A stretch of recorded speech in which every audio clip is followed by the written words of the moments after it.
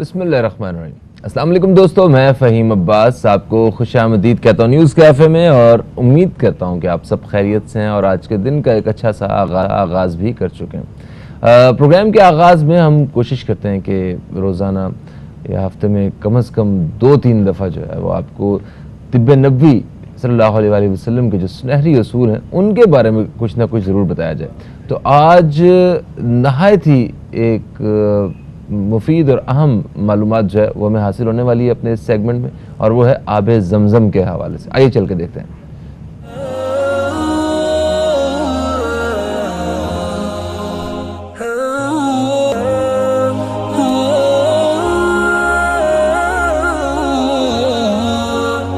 इब्न अब्बास रजी अल्लाह ताला अन्हु से मरवी है कि आप सल्लल्लाहु अलैहि वसल्लम ने फरमाया कि जमजम जन्नत की नहरों में से एक नहर है। इरशाद नबवी सल्लल्लाहु अलैहि वसल्लम के मुताबिक जमजम दुनिया का बेहतरीन पानी और बमुताबिक फरमान नबवी सल्लल्लाहु अलैहि वसल्लम बेहतरीन खित्ता अर्ज वो है जिसमें बैतुल्लाह और मस्जिदुल हराम वाक़े है। इस लिहाज से जमजम बैतुल्लाह से करीब तर है। जमजम जहाँ प्यास बुझाता है वहाँ भूख भी मिटाता है। हजरत इब्न अब्बास रज़ी अल्लाह ताला अन्हु ने फरमाया कि रसूल करीम सल्लल्लाहु अलैहि वसल्लम ने इरशाद फरमाया, जमजम कायनाते अर्जी का बेहतरीन पानी है जो कि भूख में मुकम्मल खाना और मर्ज में शिफा है।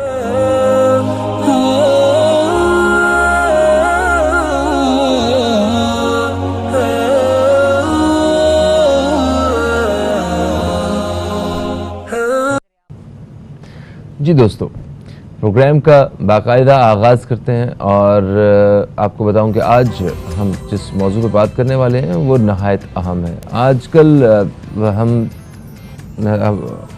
देखते हैं कि हर शख्स जो है वो सियासत के हवाले से कोई ना कोई अपना एक ख्याल रखता है, और जिसको वो दूसरे के सामने जो है वो जाहिर भी कर रहा होता है। काफ़ी गर्मा गर्मी भी हो रही होती है सियासी तौर पे। जिस तरह हमारे जितने लीडर्स हैं, पॉलिटिशियंस हैं, उनके बीच में जो सियासी गर्मा गर्मी और उनके बयानात, उनके बयानात को सामने रखते हुए अवाम में भी कुछ ऐसे ही तासुरात जो है वो देखने को नज़र आ रहे हैं।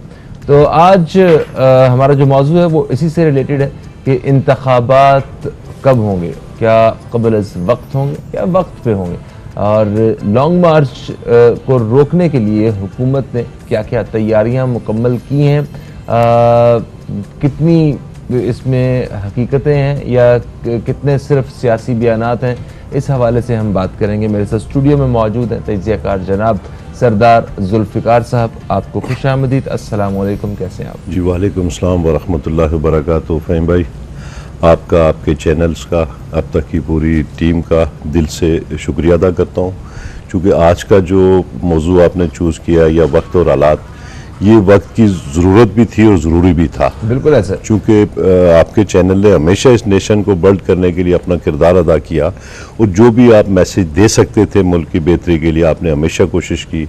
जो भी प्रोग्राम मिला, जहाँ भी टाइम मिला, आपने नेशन की बेहतरी के लिए काम किया। तो मैं हमारी तरफ से, पूरी टीम की तरफ से, और मैं शुक्रगुजार हूँ आपका, आपके चैनल का। आज ख़ास तौर पे आपने जो, जी हाँ, आज देखिए हर जगह पे बात हो रही है, मतलब घरों में बहन भाई भी आपस में जो है ना इस हवाले से एक जो है वो हुकूमत को सपोर्ट कर रहा है, एक अगर वो जो पीटीआई है उसको सपोर्ट कर रहा है, तो वो एक नोक झोंक जो है ना हल्की सी चल ही रही है। तो आपको क्या लगता है कि ये 25 मई जिसमें पूरी अवाम को इमरान खान साहब ने दावत दी है कि आप इस्लामाबाद आएँ, और उनका जो मुतालबा है वो ये है कि इलेक्शंस करवाए जाएं फौरी तौर पे, तो आपको असल में मैं बीने अवाम एक बात करना चाह रहा हूँ कि एक तो मुझे ये नहीं समझ आ रहा है हकीकी आज़ादी, इसके तो किससे आज़ादी ये अभी तक क्वेश्चन मार्क है। बिल्कुल सही है। चूँकि अल्हम्दुलिल्लाह, मैं कहता हूँ सुम्मा अल्हम्दुलिल्लाह कि 1947 में पाकिस्तान बना, और ये पाकिस्तान आप दुनिया में 7वां 6 नंबर पे एटमी क़ुव्वत है। ठीक है, दुनिया की बेहतरीन मिसाइल टेक्नोलॉजी आपके पास है, दुनिया की बस से बस आर्मी आपके पास है, आपके पास मोटरवेज़ हैं, आपके पास एयरपोर्ट्स हैं। मैं समझता हूँ कि हमें बजाय शुक्र अदा करने के, हम अगर ये समझें कि जी खुदा ना ख्वास्ता सब कुछ तबाह बर्बाद हो गया ऐसा नहीं, ऐसा नहीं है। अब इसको मेंटेन करना है। ये जो चीज़ें आपने बनाई है ना, उसके लिए पूरी कौम ने सर्वाइव किया है। आपके बच्चे बच्चे ने सर्वाइव किया, इसकी कीमत अदा की है। ये नहीं है कि ये किसी एक का काम था। तो मैं समझता हूँ कि इसको मेंटेन करना, इसको लेके चलना, इसमें इम्प्रूवमेंट करना, ये भी हमारी ज़िम्मेदारी है। हमारे मुल्क में अलमिया ये था, चूँकि इस्लामी जमहूरिया पाकिस्तान हमारा जमहूर जो है, जमहूरियत से जमहूर से जमहूरियत आई, तो वो सिलसिला एक चलता रहा और चल रहा है। इसमें कई दफ़ा ऐसे हालात और ऐसा माहौल बना कि कोई तीसरी क़ुव्वत इसमें इन्वॉल्व हुई और माहौल ये बनाया गया और बनता रहा माज़रत के साथ। अब आके मौजूदा जो है, चूँकि गुज़श्ता कोई तसलसल से ख़ास तौर पे इंडिया की हमेशा ये रहा है कि पाकिस्तान ने कभी जमहूरियत ने 5 साल पूरे नहीं किए। अल्हम्दुलिल्लाह पीछे 2008 से पीपल्स पार्टी को हुकूमत मिली, 13 मिली, उसके बाद अल्हम्दुलिल्लाह नून लीग ने, लोगों ने वोट दिए, आवाम के पास गए, उनको इक़्तिदार मिला। उसके बाद चूँकि एक बड़ी तवाना आवाज़ थी जिसको इमरान खान साहब ने लोगों को एक अपने मोटिवेट किया, मतलब उन्होंने किया और 18 से उनको इक़्तिदार मिला। तो मैं समझता हूँ कि उसके बाद आगे 23 में इलेक्शन बनते हैं, तो ये तसलसल जारी रहना चाहिए। देखें, कोई भी हुकूमत जब अपने आखिरी साल की तरफ बढ़ रही होती है तो उस वक्त मुल्क में ऐसे हालात पैदा हो जाते हैं हमेशा ही। तो ये हालात क्या बैरूनी कुव्वतें जो है वो करवा रही होती हैं, या हमारी वो सियासी जमातें जो इक़्तिदार में नहीं होती वो पैदा करवा रही होती हैं, या इसके अलावा भी मुल्क में कोई और कुव्वत ऐसी मौजूद है? अर्ज़ ये होती है कि चूँकि एक हुकूमत होती है, एक अपोजिशन होती है, ये इसका एक सिलसिला होता है। अपोजिशन की बहुत जिम्मेदारी होती है कि अगर कोई महंगाई हो रही है या कुछ इशू है उनको रेस करना, क्योंकि उनकी जिम्मेदारी उनको सर्वाइव करना होता है। इमरान खान साहब ने लास्ट जो 126 दिन का धरना, वो इसी सिलसिले की एक कड़ी थी कि आपने 126 दिन धरना दिया और लोगों ने आपकी बात को सुना। मीडिया हाउसेस से लेके कवरेज मिली, आपकी बात को सुन रहे थे लोगों ने सुना, और यही हुआ कि 2018 में तो ये कोई बैरूनी साजिश का इसमें कोई अमल दाखिल नहीं होता। ये जमहूरियत का एक सिलसिला होता है कि आपकी अपोजिशन इक़्तिदार के लिए स्ट्रगल करती है, ये तो कोई नई बात नहीं हुई। ठीक है। दूसरा, अच्छा, तो जितनी भी स्ट्रगल होती रही है सर, उसको एंड पे जो है वो, जिस तरह अभी देखें कितने जलसे हो रहे हैं, एहतजाज वगैरह हो रहे हैं, कोई रोक टोक नहीं है, मगर अभी उन्होंने इस्लामाबाद में मिलियंस ऑफ पीपल को जो है वो इनवाइट कर लिया है। और अगर वाकई लोग आ जाते हैं बड़ी तादाद में, और अगर नहीं भी आते हैं तो फिर जो इंतज़ामात हो रहे हैं वो तो इसी के हिसाब से ही हो रहे हैं कि आपने हर शहर से जो कैदियों की गाड़ियाँ हैं वो भी मंगवा ली हैं, अब हज़ारों अहलकार रेंजर्स के भी इकट्ठे कर लिए हैं, दूसरे सूबों से भी जो है वो पुलिस अहलकार आपने बुलवा लिए हैं, हज़ारों की तादाद में आपने आंसू गैस के जो शेल हैं वो भी इकट्ठे कर लिए। तो जो तैयारी की जा रही है वो इतने बड़े पैमाने पे ही लोगों को रोकने के हवाले से की जा रही है। देखिए सर, ये कोई नून लीग तैयारी नहीं कर रही है या कोई अपोजिशन तैयारी नहीं कर रही है, या ये एक स्टेट की रिट होती है। ठीक है, ये कोई भी पार्टी हो, पीपल्स पार्टी है, नून लीग का, XYZ कोई भी पार्टी है, स्टेट की रिट को कोई चैलेंज करेगा तो स्टेट रिएक्ट करेगी। ठीक है, उसकी जिम्मेदारी है। अब इशू ये है कि आपके जो 4 साल इक़्तिदार किया इमरान खान साहब ने, मोहतरम ने 4 साल में किया, और मैं 4 साल में मैं समझता हूँ एज एक शहरी होने के नाते कि जो प्रॉमिस जो लोगों से वादे किए थे करप्शन के ख़िलाफ़, एक वादा उनका किया था, यूनिवर्सिटीज़, गवर्नर हाउसेज़ को यूनिवर्सिटीज़ में कन्वर्ट करेंगे, 50 लाख घर था, करोड़ों नौकरीज थी। मैं समझता हूँ कि ऐसा पॉसिबल अगर नहीं था तो रियलाइज़ करके इसी आवाम से आप रुजू कर सकते हैं कि मुझसे नहीं हो सका, तो कोई ऐसा। अच्छा देखिए, जो यूनिवर्सिटीज़ इन बनाने के हवाले से बात की, गवर्नर हाउस, वज़ीर आला हाउस को और इन सबको, ये बड़े जल्दी वाज़ेह होगा कि कानूनी तौर पे मुमकिन ही नहीं है, ऐसा हो ही नहीं सकता है। और भी जिन चीज़ों के वहाँ 50 लाख घर और नौकरियों के हवाले से उन्होंने वादे किए वो मुमकिन नहीं हो सका, उसके लिए खान साहब को माजरत करनी चाहिए अवाम के साथ। सीधी बात कभी मैं वो मैंने वादा किया था, वो नहीं हो सका। और भी बहुत सारे वादे हैं, जिस तरह कोई कहता मुझे फांसी दे दो जनाब, ये तो फिर सियासतदानों की बड़ी आम सी बात है, अगर ऐसा ना हो मेरा नाम बदल देना, ये रिवायत चली है। लेकिन देखें, इस तरह की जब सूरत हाल हमेशा से ही सियासतदानों के बीच में होती आई है, तो फिर स्पेसिफिकली किसी एक शख्स को पकड़ के उसके ऊपर सारा नजला गिराना ये ठीक नहीं है। मैं ये कह रहा हूँ कि जिसने भी इस तरह की बातें की उसने गलत की। हाँ। हम ये नहीं कह रहे हैं कि जी उसने ठीक किया था तो वो ठीक है और ये गलत है, ऐसा नहीं है। तो ये मौजूदा हुकूमत क्या खत्म करना चाहती है? मैं ये समझ रहा हूँ कि सर इशू ये था कि सबसे बड़ा जो नारा था इस मुल्क में वो करप्शन के खिलाफ। बिल्कुल सही है। हमारी तवक्को ये थी कि जितना सिस्टम जो बगाड़ इसकी वजह करप्शन है कहा जाता था। बिल्कुल। अब लोगों ने खान साहब को वोट दिए, इक़्तिदार में आ गए, प्राइम मिनिस्टर बन गए, प्राइम मिनिस्टर ऑफ पाकिस्तान बने, वो आपके मेरे सबके वज़ीर आज़म बने। हाँ, चूंकि बिल्कुल सही है। उसके बाद जो उनका एक रहा, कोशिश उन्होंने की होगी, मैं समझता हूँ कि कोशिश की होगी, लेकिन कुछ फेलियर ऐसे थे कि आपने ये कहा है कि मैं टेक्नोक्रेट्स को, अब आप देखें ना, एक डॉक्टर को आप आईटी की मिनिस्ट्री देंगे तो मैं क्या समझूंगा, वो ऐसा हुआ। किसी जगह फेलियर्स की अगर मैं लंबी लिस्ट निकालूं तो एक लंबे फेलियर्स हैं जो आपको और मुझे आम जबान में समझ आ रहे हैं। अब उसके बाद मगर इस्लाहात भी हैं उनकी, मैं समझ रहा हूँ ना, देखें मैं ये कह रहा हूँ कि अगर आपकी इस्लाहात हैं आप उसको हाईलाइट करें, जो आपसे मिस्टेक हुई है उसके रुजू करें, आवाम से एक्सक्यूज करें। ओके। अब ये अल्टीमेटली मैं समझता हूँ कि ये मुल्क आपका मेरा रियासत होगी तो सियासत होगी, ये तो प्रायोरिटी हमारी आपकी होनी चाहिए। देखिए इस वक्त मुल्क इस पोजीशन में है कि शायद हम अफोर्ड नहीं कर पा रहे हैं, इकॉनमी तौर पे हम इस वक्त इंतहाई क्राइसिस में हैं। जो मौजूदा जो प्राइम मिनिस्टर बने शहबाज शरीफ जी हम वो ये, क्योंकि देखें जो मौजूदा हुकूमत है इनका भी कोई खास प्लान नजर नहीं आ रहा है इसको क्राइसिस से निकालने का, महंगाई को कम करने का, डॉलर्स की। सर आप एक नए उस पे उलझ गए ना, आपको एक नए ट्रैक पे उलझ गए, आपको एक नई, देखिए लोगों के मजमे डेली लगे हैं और आपने थर्ड कर रहे हैं, हम इस्लामाबाद आ रहे हैं, हर पार्टी जो जलसे कर रही है, वो जलसे कर रही है। तो मैं ये समझता हूँ कि इस वक्त पूरी आवाम से लेके जो हुकूमत अपोजिशन सारे, इनका काम है कि पहले इकॉनमी तौर पे मुल्क को स्टेबल करें। ठीक है। अच्छा जो हमारा जो ड्यू डेट है इलेक्शन की वो 2023 की है। ठीक है। अब चूंकि इदारों की जिम्मेदारी होती है किसी चीज़ को वेरीफाई करना या किसी को डिनाई करना, ये आपकी मेरी जिम्मेदारी नहीं है। अगर वो किसी सिविलियन प्राइम मिनिस्टर को, प्रेसिडेंट को, मिनिस्टर को तो वो देते हैं, तो वो उसकी एजेंसीज जो है ना, मुतल्लिका इदारे उसको रिपोर्टिंग करते हैं। अब इलेक्शन कमीशन चूंकि कह रहा है मैं प्रिपेयर नहीं हूँ, मैं दिसंबर तक आपको प्रिपेयर, हालांकि ये पिछली गवर्नमेंट का काम बनता था कि वो फाइनली इलेक्शन की तरफ अगर जाना था या नहीं जाना था, लेकिन उनको इलेक्शन कमीशन उनके अंडर आती थी, उसको प्रिपेयर तो कर सकते थे। अच्छा दूसरी बात ये रही कि कल अपोजिशन का मुतालबा था कि जी रिजाइन करें और इलेक्शनों में आवाम के पास जाना है। अपोजिशन ने मुतालबा किया है पूरी उसमें, बिल्कुल सही है। खान साहब के पास ये ऑप्शन था हमेशा से रहा है।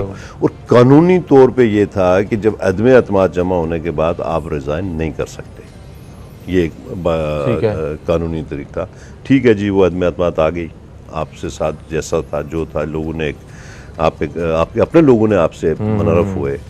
अब लास्ट स्टेज पे आके फ़हीम साहब मैं ये कह रहा हूँ कि ये जो सूरत साजिश का जो एक बताया जा रहा है कि साजिश हो गई है। देखिए वो एक तो करप्शन के खिलाफ पिछली हुकूमत काम कर रही थी, ठीक है, उनका दावा था कि हम करप्शन को ख़त्म करने के लिए अपनी पूरी कोशिशें जारी रखे हुए हैं।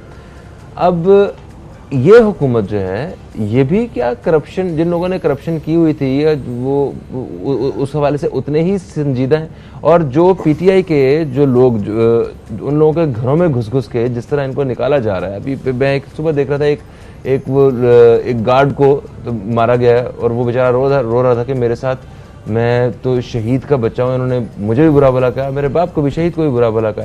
जो ये ठीक है, ये किसी का इंडिविजुअल भी हो सकता है, जो आप पूरी टीम में से किसी एक का रवैया भी हो सकता है, बट ये कोई अच्छी चीज़ नहीं है। अच्छा एक जो पैगाम है वो आवाम तक नहीं पहुँच रहा, इस तरह की वीडियोज़।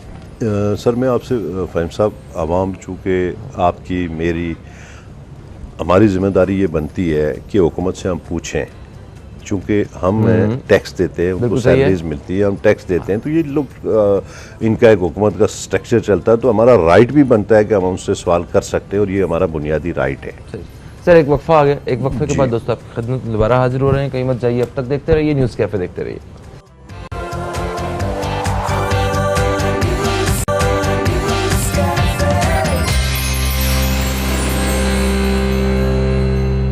के बाद आपको फिर से खुशामदीद, आप देख रहे हैं न्यूज़ कैफ़े, मैं हूं फ़हीम अब्बास और न्यूज़ कैफ़े में आज हम बात कर रहे हैं लॉन्ग मार्च के हवाले से जो हुकूमत ने रोकना है और उसकी रोकने की पूरी तैयारी कर ली गई है।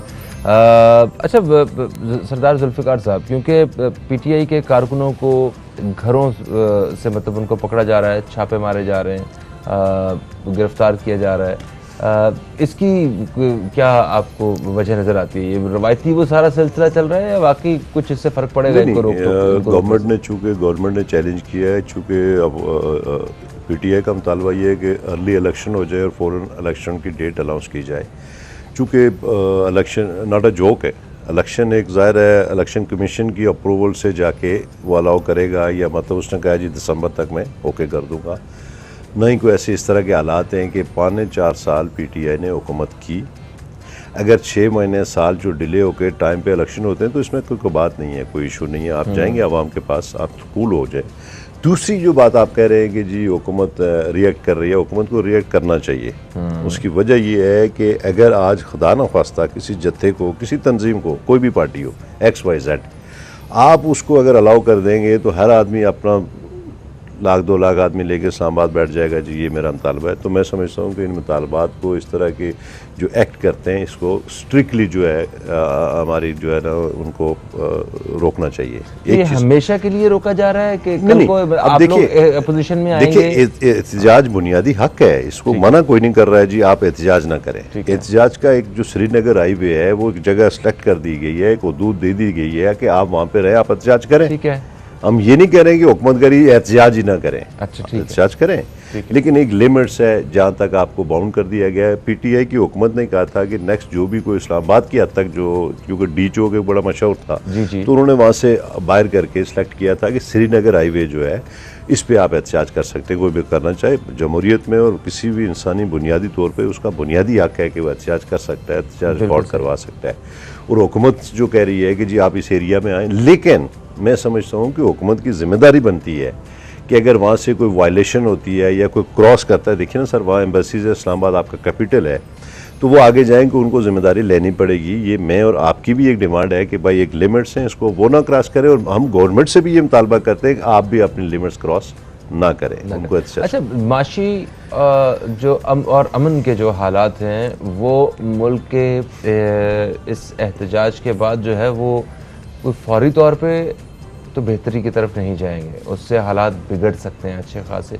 और कुछ लोग इसको श्रीलंका के जो सियासी हालात अभी हमने देखे उनके साथ भी तशबीह देने जा रहे हैं। तो आपको क्या लगता है कि कोई इतना ही संजीदा काम होने वाला है कुछ? नहीं, अल्हम्दुलिल्लाह पाकिस्तान ऐसा नहीं है कि श्रीलंका जैसे हालात होंगे या अल्लाह ना करे होंगे और ना उन्हें देंगे, ऐसा नहीं है। इशू ये है कि किसी को अंडर प्रेशर करने के लिए इस तरह की जो नेगेटिविटीज़ होती हैं, कहीं आप तुर्की की वीडियोज़ चला रहे हो कि ये हो गया था और कहीं आप श्रीलंका की चला के, मैं समझता हूँ कि पाकिस्तान इतना कमज़ोर मुल्क नहीं है।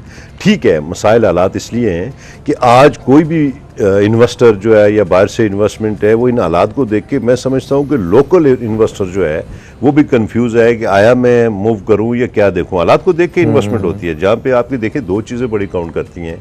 एक लॉ एंड ऑर्डर, जो किसी भी मुल्क की, जो आप दुबई देखें या बहरीन देखें या छोटे मुल्क की देखें, वहाँ पे एनर्जी और लॉ एंड ऑर्डर जो बेसिक चीज़ें होती हैं इन्वेस्टमेंट, बिल्कुल सही है। तो सिक्योरिटी है। तो इन चीज़ों के हवाले से जो हालात इस वक्त मुल्क के हैं, तो लोग थोड़े से रुके हैं, कोई इन्वेस्टमेंट्स नहीं आ रही है। कल 25 कोई IMF से इनके मुज़ाकरात चल रहे हैं। अच्छा, एक मैं आज के चूँकि इससे थोड़ा सा हटके है कि 25 मई कोई यासीन मलिक जो मकबूजा कश्मीर के जो अरेस्ट हैं फर्जी मुकदमों में, उनके खिलाफ भी फैसला दिया जा रहा है। मतलब एक हमारे लिए एक बड़ा वो है कि फर्जी किसी में। तो मैं समझता हूँ कि कल की डेट चूज़ करना और इतना फास्ट करना, कहीं इसमें क्वेश्चन मार्क आते हैं। एहतजाज आप करें, आपका हक है, बुनियादी हक है आपका, लेकिन उसको प्रायोरिटी जो है आप अपने मुल्क को रखें। पार्टीज तब होंगी जब आपका मुल्क होगा, आपकी मुल्क स्टेबल होगा, लोग स्टेब्लिश होंगे, लोग फ्यूल होगा तो वहाँ पहुँचेंगे, खाना होगा तो वहाँ बैठेंगे। ये बेसिक ही बुनियादी चीज़ें इकॉनमी। सही। अच्छा, अभी खान साहब ने एक हाल ही में इंटरव्यू भी दिया है एक इंटरनेशनल किसी चैनल को, और उसमें उन्होंने वाज़ेह तौर पे ये बात की कि अमेरिका से कि आपको इसमें किसी किस्म की मुदाखलत करने की ज़रूरत नहीं थी और आपने बहुत ज़्यादती की है हमारे मुल्क के साथ। बदतरीन जो मुजरिम थे उनको लाके आपने इक़्तिदार में बिठा दिया। ये इस तरह के अल्फाज में बात सर, मैं समझता हूँ कि अगर कोई अमेरिका की इस तरह की साजिश थी तो वो आपके इदारे हैं, लॉ एंड फोर्सेस एजेंसीज हैं, सिक्योरिटी एजेंसीज हैं, दुनिया की टॉप की आपकी एजेंसीज आपकी काम कर रही हैं दुनिया में। एक और पाकिस्तान का दुनिया में, मैं ख़ास तौर पे इंडिया के एक कर्नल रिटायर्ड का स्टेटमेंट देख रहा था कि पाकिस्तान का वाहिद इदारा है जिसकी एक अपना रिस्पेक्ट और जिसके अपना खौफ है हमें तो पूरी दुनिया में पाकिस्तान आर्मी है। तो मैं समझता हूँ कि ये चीज़ें वेरीफाई इंटेलिजेंस एजेंसीज करती हैं, ना कि आप देखें कभी देखिए 100% की परफेक्शन जो है ना, हम उसकी गारंटी तो कहीं भी नहीं दे सकते। हमारी एजेंसीज बहुत अच्छी हैं, इदारे बहुत अच्छे हैं। 16 दिसंबर वाला वाकया जो है वो भी एक मतलब ऐसा ही है ना, वो ऐसे वाकयात हो जाते हैं कोई कि आप जिनका आपको खबर भी नहीं होती या पता होता है और काम हो चुका होता है। वेरिफिकेशन की बात कर रहा हूँ। अगर इस तरह की थी तो वेरीफाई वो करते हैं, ठीक है। दूसरे नंबर पे मैं खान साहब की बहुत सारे स्टेटमेंट्स पे वो कंफ्यूज है। न्यूट्रल के मामले में आज रात की अगर स्टेटमेंट देखेंगे तो न्यूट्रल रहे, कभी न्यूट्रल किसको कहते हैं आप समझ सकते हैं। फिर वो जाफर और सादक वो भी एक है, फैसला आवाम को करने दें। दूसरी बात ये है कि किसी जगह वो स्टेटमेंट देते हैं कि साल मुझे पहले पता था साजिश हो रही है। फिर आपने जलसे में कहा कि मैंने नफल पढ़े, शुक्र अदा किया कि 3 चूहे मेरे खिलाफ आए बकौल खान साहब के, मैं इनकी 1 विकेट से तीनों को उड़ा दूंगा। खान साहब ने तकरीर की ना। अब अदम एतमाद का जब पेश हो गई तो आपके अपने लोग, तो उसके बाद जब दी एंड हो गया या आपके पास नथिंग कुछ नहीं रहा, आप चौधरी शुजात के पास गए। 180 सीट थी आपके पास और आपने अपने जो कह रहे थे तो आपने 10 सीट वाले को चीफ मिनिस्टर पंजाब ऑफर किया। आप MQM के पास आए ना, MQM ने कहा जी हमें नहीं कि इन्होंने कभी साजिश का जिक्र किया आपसे। आप कैसी साजिश है कि मियां नवाज शरीफ साहब इनकी हुकूमत में बाहर गए, पंजाब हुकूमत तो इनको रिपोर्ट देती है कि यार सीरियस है मामला, बाद में कहते हैं यार वो तो फ्रॉड करके गया है। तो आपने सजा दी पंजाब के हेल्थ मिनिस्टर को। मैं समझता हूँ कि स्टेटमेंटें नहीं, प्रैक्टिकली जब आप गए हो तो अच्छी बात। ये जो कहता हूँ कि आज तक खान साहब ये 4 साल दौर में 10-5 लोगों को तो हाईलाइट करके दे दें, ये जिम्मेदार थे मेरी इकॉनमी अगर डाउन हुई है तो हम कहते हैं यार खान साहब ने अपने किसी को मतलब सजा तो दी। चलें तशखीस हो गई है कि किन की वजह से देखिए ना, फिर बेहतरी की तरफ जाएंगे। अच्छा, एक और चीज़ भी यहाँ पे बड़ी इंटरेस्टिंग है कि PTI के जो सियासतदान जो मतलब लीडरान हैं और जो दूसरी जानिब जो कायदीन जो हुकूमत में जो है उनमें दोनों की जो बयानबाजी है ये बड़ा कंफ्यूज कर रही है आवाम को। जैसे हुकूमती जो इस वक्त अरकान हैं वो जब बयान दे रहे हैं वो ये कह रहे हैं कि इन्होंने 3 साल में मुल्क को बर्बाद कर दिया। ठीक है, वो बड़े यकीन के साथ आके ये बात कर रहे हैं। जो जिनकी हुकूमत में फारिग हुई है ये लोग आके ये उतने ही यकीन के साथ कह रहे हैं कि 2 महीने अगर ये और रहे तो ये मुल्क को बर्बाद कर दें। कहीं ऐसा तो नहीं कि ये सियासतदानों को सिर्फ एक दूसरे के ऊपर जो है वो इसी तरह पथरावी करना होता है और असल में मुल्क को बर्बाद कोई और कर रहा है, या जो भी है आवाम को क्यों कंफ्यूज किया जा रहा है? सर मैं बताऊं, किसी जगह कोई एक्सीडेंट होता है ना, इमरजेंसी में हॉस्पिटल में ले जाओ तो वो देखता है यार पहले सबसे इलाज किस चीज़ की ज़रूरत है।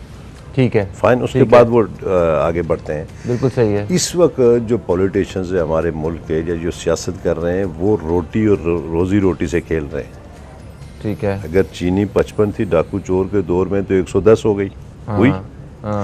मैं ये समझता हूँ कि इंसान के अंदर या लोगों के अंदर या अवाम के अंदर जिस चीज़ की वीकनेस होती है उसी चीज़ को पॉलिटिशियंस उसकी हाइप क्रिएट करते हैं, तो तबाह हो गया, ठीक है, हम ठीक करेंगे। तो मैं समझता हूँ कि ये रूटीन की एक सियासत हो गई है। इसमें जो है पिछले ठीक कर गए, 4 साल में किसने कितना ठीक किया और आगे किसने कितना साल में ठीक करना है।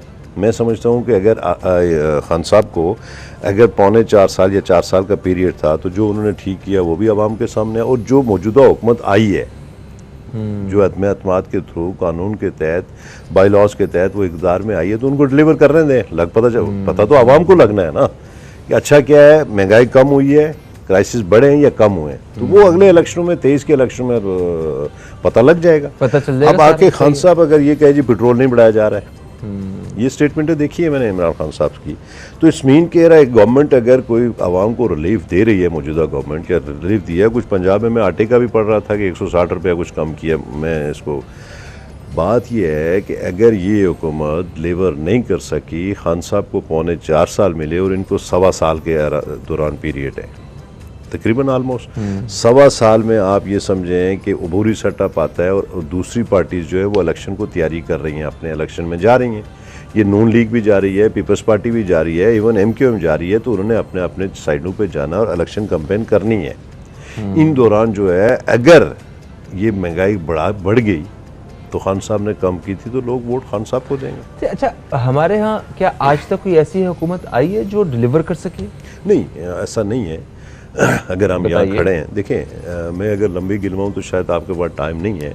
नहीं, शॉर्टली बता दें। सर देखिए ना, मतलब अभी कौन सी ऐसी हुकूमत है कि जो आई है और उसने डिलीवर किया है और बार बार उसको अवाम ने पसंद किया ना कि तो आप ही आए हमने। सर मैं बताऊं कि 1971 से जिस हालात में पाकिस्तान का जब ये मामला हुआ था, अच्छा ये मेरे पैदा होने से पहले की बात, ठीक है, 71 से लेके 71 के बाद जो जिस हालत में मुल्क मिला था वो जुल्फ़िकार अली भुट्टो को मिला था। वो जो भी उसके अवामिल थे, उस भुट्टो ने इस मुल्क को अवाम के साथ मिलके, लोगों के साथ मिलके, सबकी पार्टिसिपेशन। तो अभी पीपल्स पार्टी सिर्फ वो भुट्टो साहब को ही खाएगी या कुछ अपना भी कुछ करेगी? देखिए ना, बिलावल साहब जो है ना वो एक मेन आदमी है। सर आप अगर इंटरनेशनल वज़ीर ख़ारजा बने, आप अमेरिका में गए, उन्होंने बात की वहाँ। बिल्कुल ठीक है। उन्होंने कहा जी अगर साबिक प्राइम मिनिस्टर रूस गए थे तो खारजा पॉलिसी का हिस्सा था, इसकी सजा को आवाम को कोई गालम गलोच नहीं की, पूरी दुनिया में उन्होंने अप्रिशिएट किया उसको, चेयरमैन साहब को। बिलावल के तो पहले भी ऐसे इंटरव्यूज हैं जिनको आवाम पसंद कर चुके हैं, वो उन्होंने इंटरनेशनली जो, मगर